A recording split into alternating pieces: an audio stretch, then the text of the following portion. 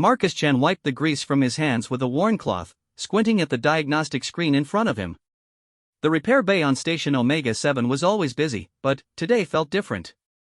The usual hum of starship engines and cargo haulers had been replaced by something he'd never seen before, a sleek, alien vessel docked at Bay 12. Another job for the human, he muttered, reading the work order that had just appeared on his terminal. The request was simple enough: repair a damaged recreational unit for a visiting diplomatic family. What wasn't simple was that this would be his first time working on genuine alien technology. Marcus had earned his reputation as the best technician on the Outer Rim stations through 15 years of fixing everything from mining equipment to warship engines. His small workshop was cramped but organized, every tool in its place, every spare part catalogued. The other species who worked on the station, mostly Zilithians with their 4 arms and Kornak with their crystalline skin, respected his work, even if they didn't always understand his methods. The door to his workshop chimed, and Marcus looked up to see a tall, elegant figure entering. The alien woman stood nearly 7 feet tall, with pale blue skin that seemed to shimmer under the fluorescent lights.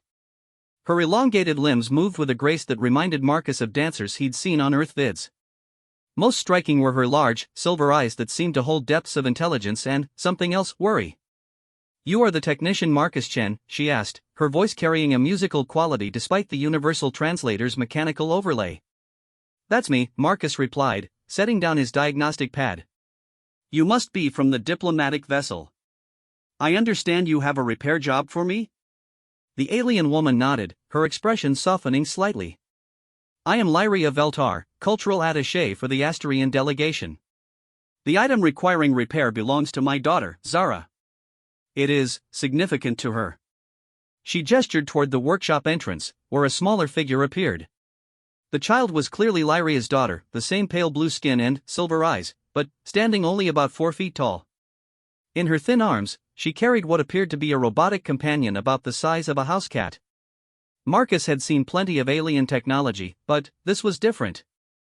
The robot had an organic quality to its design, with smooth curves and what looked like synthetic fur in patches. One of its limbs hung at an odd angle, and its optical sensors flickered weakly. "What happened to it?" Marcus asked gently, crouching down to the child's level. Zara looked at her mother, who nodded encouragingly. "I was playing in the cargo bay," the girl said in heavily accented standard. "Kira fell when the ship made emergency maneuver. She has not moved properly since."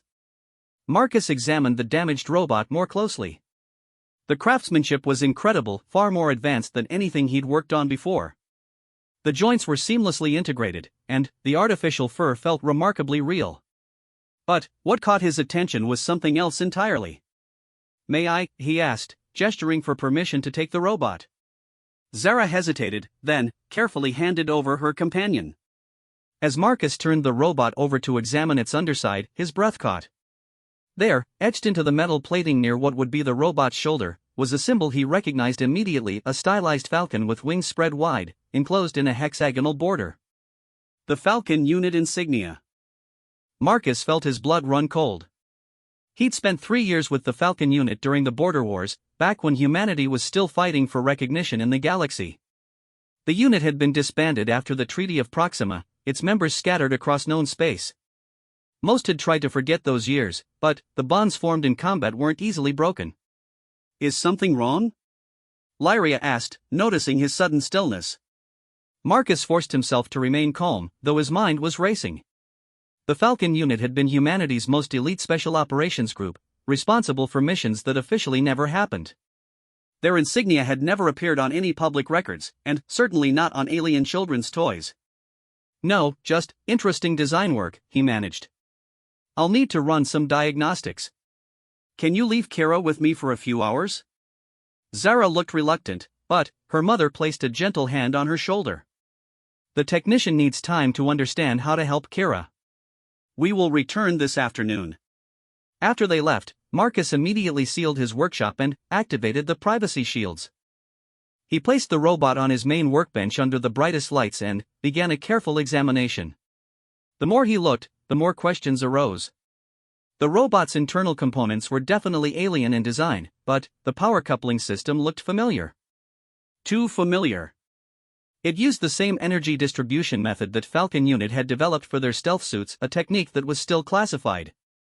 Marcus opened the robot's chest panel with specialized tools, his hands moving with practiced precision. Inside, the components were a strange hybrid of technologies.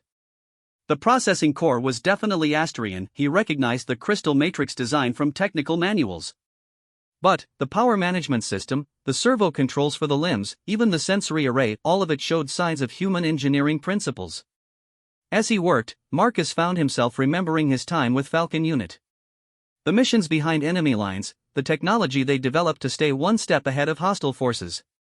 Most of their innovations had been classified so deeply that even Marcus hadn't known all the details. He'd been a field technician, responsible for maintaining their equipment under combat conditions. The robot's memory core was intact but protected by encryption he didn't recognize. However, the diagnostic port was standard enough that he could interface with his equipment. As data scrolled across his screens, Marcus began to piece together a disturbing picture. The robot's manufacture date was recent, within the last 2 years. But some of the component designs were based on specifications that matched Falcon Unit technology almost exactly. Either someone had access to classified human military tech, or one of his former unit members was involved in this robot's creation. Marcus leaned back in his chair, staring at the innocent-looking toy. What was a diplomatic family doing with a robot that contained elements of humanity's most secret military technology? And why would anyone risk exposure by putting a Falcon Unit insignia on it? His comm system chimed with an incoming message. Marcus glanced at the sender and felt his stomach drop. Admiral Sarah Chen, his sister, and one of the few people who knew about his time with Falcon Unit. She was currently stationed at the main fleet base 3 sectors away. The message was brief: need to speak with you immediately. Secure channel. Priority Alpha. Priority Alpha was a code they hadn't used since the war. Marcus felt the weight of old memories pressing down on him as he activated his secure communications array. Whatever was happening, it was bigger than a simple repair job. As he waited for the connection to establish, Marcus looked at the robot again. Kira lay motionless on his workbench, her optical sensors dark. Such a simple thing, a child's toy, meant to bring joy and comfort. Yet somehow, the small robot had become connected to secrets that were supposed to have died with the war. The communication channel activated, and Admiral Chen's face appeared on his screen. Even across the vast distance of space, Marcus could see the tension in her expression. Marcus, she said without preamble, we have a problem. How much do you remember about Project Nightingale? The name hit Marcus like a physical blow. Project Nightingale had been Falcon Unit's most classified operation, something he'd only heard whispers about even within the unit itself. It had involved deep cover operations, technology transfer, and objectives that went far beyond simple military action. I remember it was need to know only, Marcus replied carefully. And I didn't need to know. Well, now you do, Admiral Chen said grimly. Because we have reason to believe that Nightingale assets are being activated. And, Marcus, one of them might be sitting in your workshop right now. Marcus looked at the robot, understanding beginning to dawn. Kira wasn't just a toy.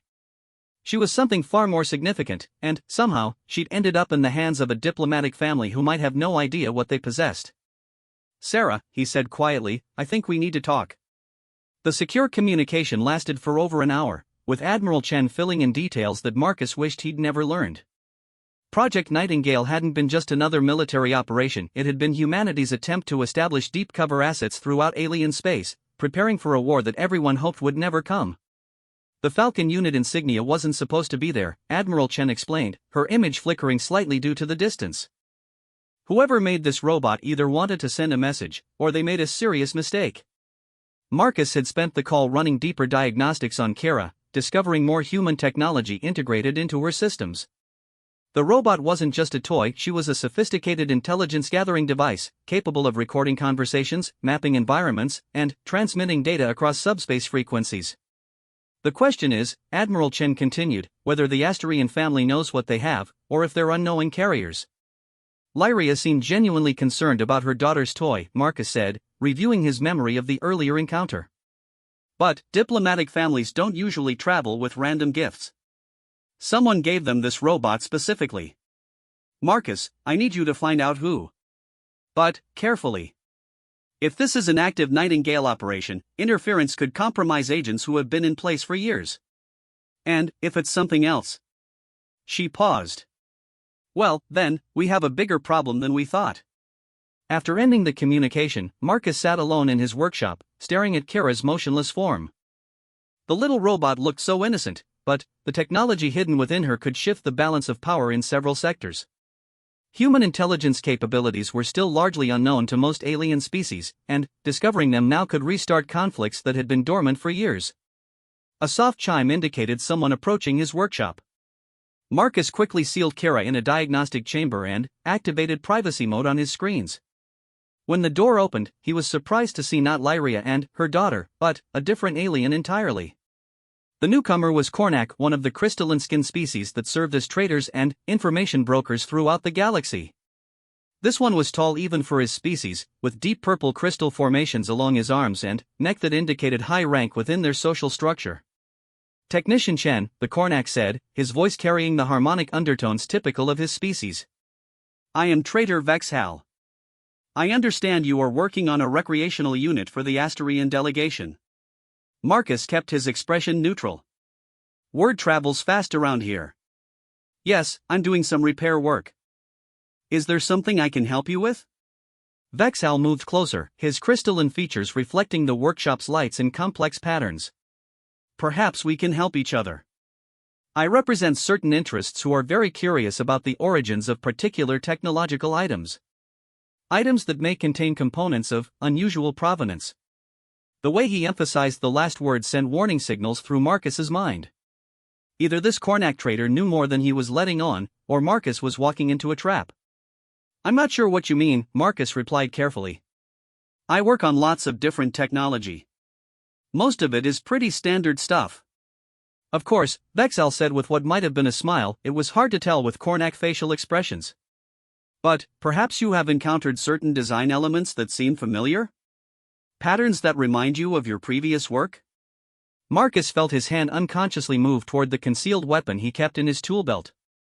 This conversation was moving in dangerous directions, and he needed more information before making any moves. I've worked on a lot of different systems over the years, he said.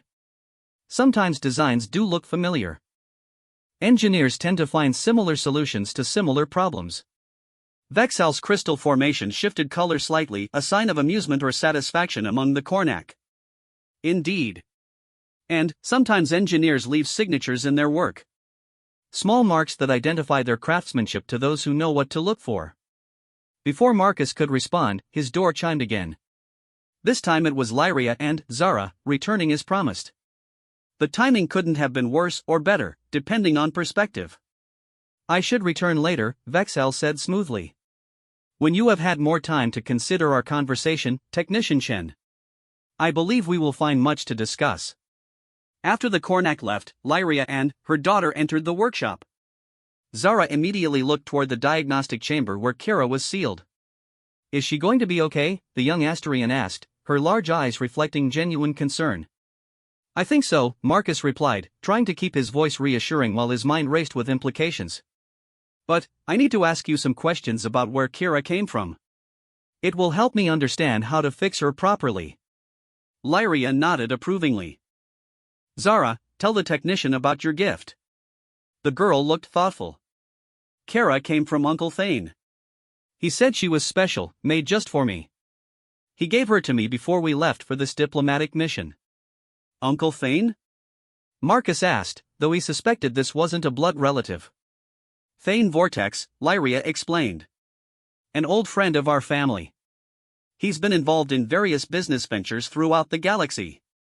He said Kira would keep Zara company during the long journey. Marcus felt pieces of a puzzle clicking into place, though the overall picture remained murky. What kind of business is Mr. Vortex involved in? Import and export, mostly, Lyria said. He deals in rare technologies, specialty items for collectors. He's always been fascinated by the intersection of different species engineering approaches. That was exactly what Marcus had been afraid of hearing. Someone with access to multiple technology streams, dealing in rare items, giving sophisticated robots to diplomatic families. It fit the profile of either a Nightingale operative or someone who had discovered Nightingale assets and was exploiting them. I've almost finished the repairs, Marcus said, making a decision. But, I'd like to add some improvements to Kira's systems, if that's alright. Better power efficiency, enhanced durability. It won't change how she behaves, but she'll be less likely to break if she falls again. Zara's face lit up with excitement. You can make Kira better? Much better, Marcus promised. What he didn't say was that his improvements would include tracking protocols, hidden communication systems, and identity verification routines that might help him figure out exactly what Thane Vortex was up to. After they left, Marcus worked through the night, carefully modifying Kara's systems. The robot's original programming was sophisticated but had obvious gaps, spaces where additional functions could be added without affecting her basic operation. It was almost as if someone had designed her to be upgraded later. As dawn cycle began on the station, Marcus received another communication from Admiral Chen. Her expression was even more grim than before. We've been tracking the name Thane Vortex, she said without preamble. He doesn't exist in any official records, but we've found references to him in connection with 3 other Nightingale assets that have surfaced in the past year. Marcus, I think someone is systematically exposing our deep cover operations. Could it be one of our own people? Marcus asked. Someone from Falcon unit who went rogue. That's what we're afraid of. The technology signatures you found in that robot match design work done by Lieutenant Commander James Morrison. He was Falcon unit's chief engineer before the unit was disbanded. Marcus remembered Morrison, a brilliant engineer with a talent for integrating alien and human technologies in ways that shouldn't have worked but somehow did. He'd also been one of the more bitter members of the unit when they'd been forced to disband after the war.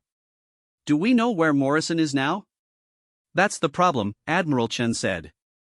He disappeared 6 months after disbandment. Never reported to his assigned post, never claimed his pension, never contacted family. We assumed he'd gone completely private sector, maybe changed his identity. But, if he's behind these Nightingale exposures. She didn't finish the sentence, but Marcus understood the implications. A rogue Falcon unit engineer with access to classified technology and a grudge against the military could cause damage that would take decades to repair. What do you need me to do? Marcus asked. Keep working with that diplomatic family.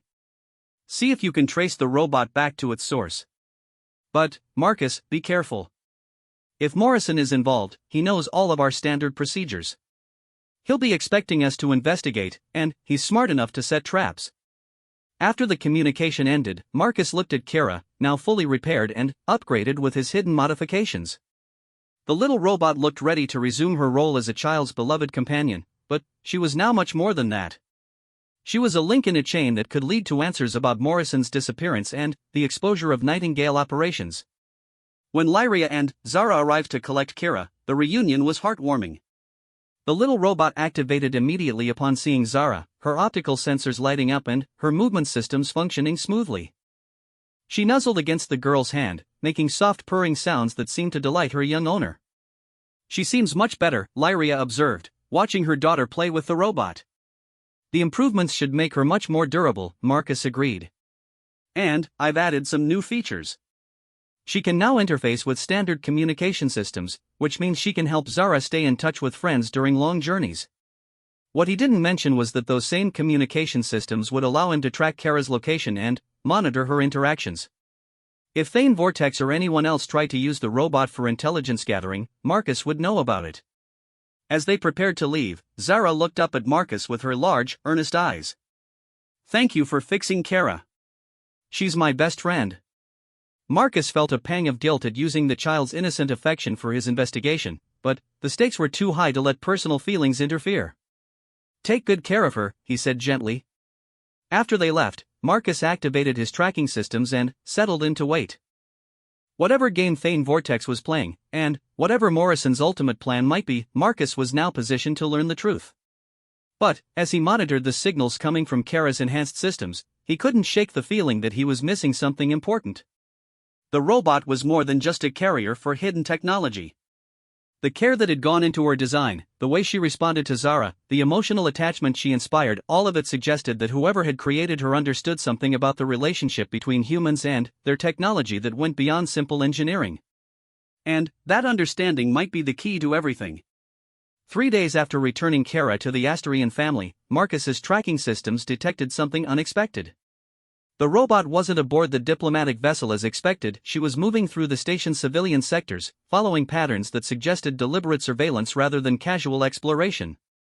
Marcus quickly pulled up the station's security feeds, using access codes that technically expired years ago but somehow still worked. What he saw made his blood run cold.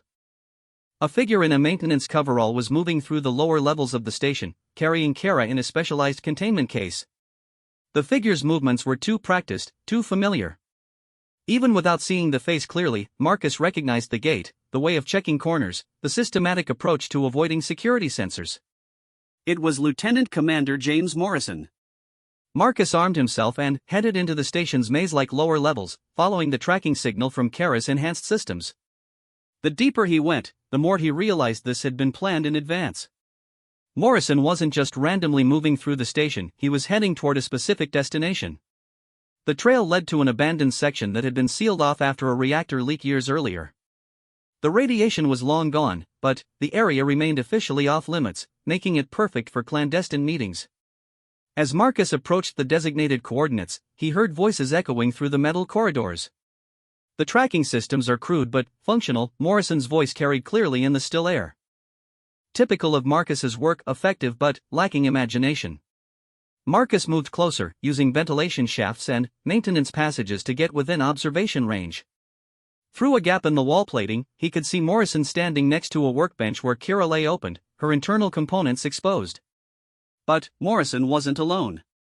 Traitor Vexal was there, along with two other figures that Marcus didn't recognize, both appearing to be human, though their faces were partially concealed by shadow.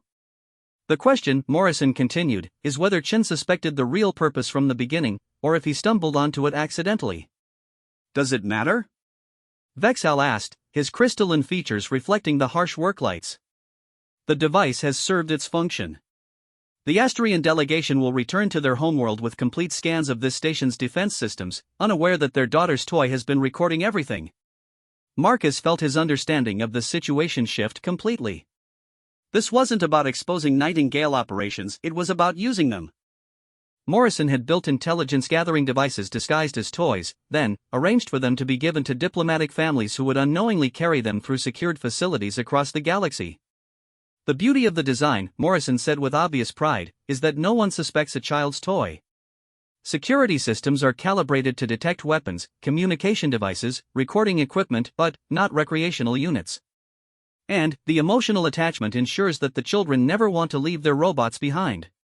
One of the human figures stepped forward into the light, revealing a face that Marcus recognized from old intelligence briefings. Captain Elena Vasquez, former Falcon unit operations specialist, supposedly killed in action during the final months of the border wars. How many active units do we have now? She asked. 17 confirmed placements, Morrison replied.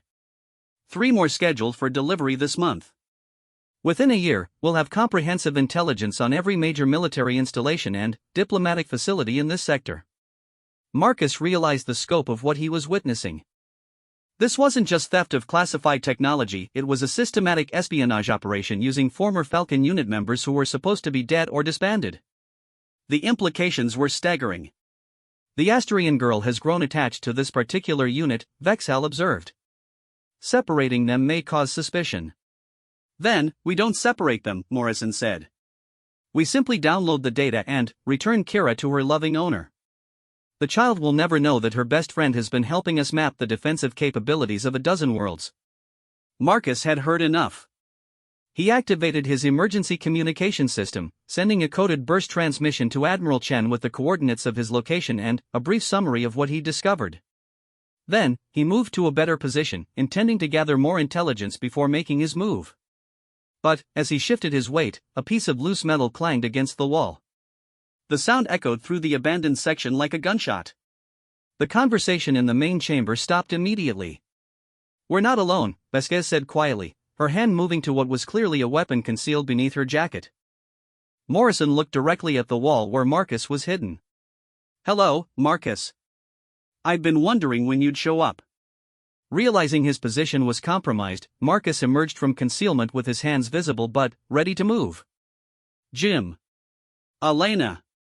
I have to say, you both look good for dead people." Morrison smiled, but it didn't reach his eyes. The reports of our deaths were somewhat exaggerated. We found it easier to operate without official oversight. By selling out human intelligence operations? Marcus asked, moving slowly closer to the workbench where Kara lay exposed. By adapting them to new realities, Vasquez corrected. The war is over, Marcus. The old loyalties don't matter anymore. There's money to be made, and we have skills that are in high demand. What about the families you're using? Marcus gestured toward Kara. That little girl thinks her robot is her friend. And she is, Morrison said. The emotional programming is completely genuine. Kara provides real companionship and comfort. The intelligence gathering is just additional functionality. Marcus looked at the exposed robot, seeing for the first time the full extent of Morrison's work. The intelligence systems were indeed secondary to the companionship programming. Kara really was designed to be a friend first, a spy second. You could have done this legitimately, Marcus said. The technology for therapeutic companion robots would be worth millions on the open market. Millions, Vexhal repeated with what might have been amusement. The information we gather is worth billions. And, unlike legitimate business, this requires no regulatory approval, no lengthy development cycles, no sharing of profits with corporate partners. Before Marcus could respond, his communication system chimed with an incoming message. Admiral Chen's face appeared on his wrist display, and her expression was grim.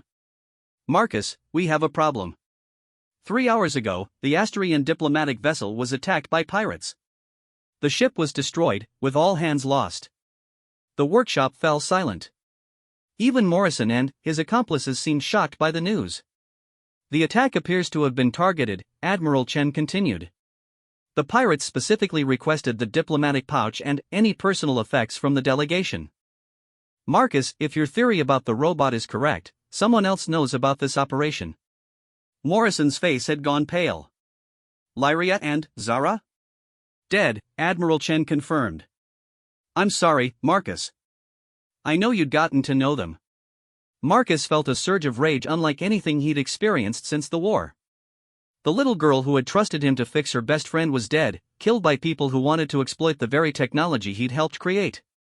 You did this, he said to Morrison, his voice low and dangerous. Your greed killed that child. No, Morrison said quickly. This wasn't part of the plan. No one was supposed to get hurt. The robots were designed to gather intelligence passively, without anyone knowing, but someone did know, Vasquez interrupted. Someone tracked the technology signatures, just like we did. And they decided to take a more direct approach. Vexhal's crystal formation shifted to deep red, a sign of anger among the Kornak. This complicates our arrangement considerably. If other parties are aware of our operations, he was interrupted by the sound of multiple footsteps echoing through the corridors. Admiral Chen's voice came through Marcus's communication system again. Marcus, I've dispatched a security team to your location. They should be arriving any moment. The footsteps were getting closer, and Morrison's group began moving toward what appeared to be a secondary exit. But Marcus stepped into their path, blocking the way. You're not leaving, he said simply. Not after what happened to Zara. Morrison looked at him with something that might have been regret. Marcus, I understand you're upset, but this is bigger than one family. The intelligence we've gathered could prevent conflicts that would cost thousands of lives. By starting with the life of a child who trusted us, Marcus replied. I won't let you walk away from this. The security team burst into the chamber from the main entrance, weapons drawn and ready. But, in the confusion that followed, Marcus saw Vasquez draw her concealed weapon, aiming not at the security personnel but at the workbench where Kara lay exposed. If we can't have the technology, she said coldly, no one can. Marcus threw himself forward, covering the robot with his body as Vasquez fired. The energy beam scorched the air where Kara had been, but Marcus absorbed the impact, feeling the burn of the weapon's discharge across his back. As security personnel subdued the group, Marcus carefully gathered Kara's components. The robot was damaged but not beyond repair. Her central processing core was intact, and, most importantly, her personality matrix was undamaged. Admiral Chen arrived within hours, bringing with her a full investigation team and medical support. As Marcus received treatment for his injuries, she briefed him on what they'd learned. Morrison's operation was more extensive than we thought, she said. 17 active intelligence units, placed with families across 12 systems. But, Marcus, we also found something else in his files. She handed him a datapad displaying technical specifications he recognized immediately. He was working on something new, Admiral Chen continued. A companion robot designed specifically for human families. No intelligence gathering, no hidden functions, just pure companionship technology. I think he was planning to leave the spy business behind. Marcus looked at the specifications, seeing the care that had gone into the design. It was everything Kara had been, but without the hidden surveillance systems. A genuine friend for children who needed one, using all of Morrison's considerable engineering skills for their intended purpose. What happens now? Marcus asked. We shut down the remaining operations, recover the intelligence units, and try to minimize the damage to ongoing diplomatic relations. As for Morrison and his team. She paused. That depends partly on you. Marcus looked at Kara's components, spread across the medical bay's work surface. With time and care, he could rebuild her exactly as she had been, a loving companion for a child who would never hold her again. I want to finish what Morrison started, he said finally. The legitimate companion robot project. Zara deserves that much, to know that her friendship with Kara meant something. Admiral Chen nodded approvingly. The military could use that technology for therapeutic applications. Soldiers suffering from trauma, children displaced by conflicts, there's real good to be done here. As Marcus began the delicate work of rebuilding Kara, he thought about the child who had trusted him to fix her friend. Zara was gone, but her bond with the little robot had shown him something important about the relationship between humans and their technology. The best tools weren't weapons or surveillance devices, they were bridges between hearts, connections that brought out the best in both organic and artificial minds. Morrison had discovered that truth by accident while building spy devices, but Marcus would pursue it deliberately. Within a month, the first legitimate companion robots were being produced, using technology refined from Morrison's original designs but stripped of all surveillance capabilities. They were given to children in refugee camps, soldiers recovering from psychological trauma, and elderly people living alone on frontier worlds. Each robot carried a small inscription hidden beneath their outer casing, in memory of Zara Veltar, who taught us what friendship means. Marcus never learned whether Morrison and his accomplices understood the full consequences of their actions, or if they truly regretted the deaths their greed had caused. But he did know that Zara's trust in her mechanical friend had ultimately led to something beautiful, a technology that brought comfort and companionship to those who needed it most. Sometimes, Marcus reflected, the most human thing about human technology wasn't its sophistication or its power, it was its capacity to love, and to help others love in return. That was a lesson worth any price, even the terrible one that Zara and her mother had paid to teach it.